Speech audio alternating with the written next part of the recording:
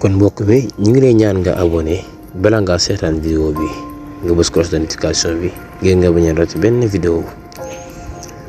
ñii ngeen di gis nag ay africain lañu, ñoom ñu ngi dëkk fële ca Kenya. ñoom nag dañoo créé lu am solo.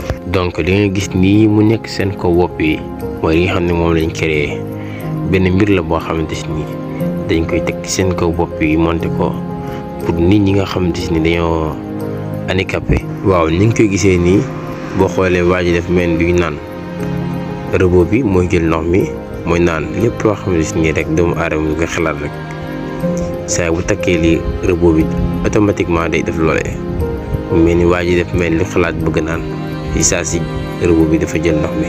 ñoom nag wax nañ ni li waral ñu créer lu mel nii mooy seen dëkk dafa bëri ay handicapé lu tolloo ko 1000 personnes yoo xamante ni xeetu tawat yi mel ni daf leen dal. kon nga xam ne Afrique am na ay nit ñu xarañ yu fi ne ni ñu mel ni nag ak chaque fois dañ leen di néewal doole duñ leen bàyyi xel. te boo xoolee réew yi gën a développé ci àdduna bi mooy réew yi nga xam ni dañoo fonk xam-xam.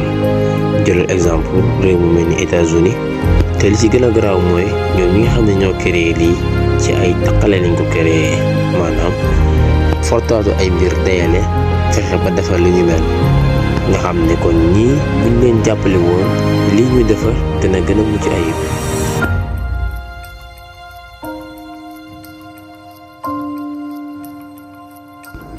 lu mel nii nag du benn du ñaar ñu am ci réew mii di Afrique, kon jot na kon ñu fonkaat suñu bopp xam ki ñu doon te bañ a woyofal benn xam-xam. kon mbokk yi lii leen di indiloon tey, bu leen fàttee abonné bës like partager boo si amee commentaire si incha allah ba beneen yoon ci yeneen vidéo jaa ngeen jëf.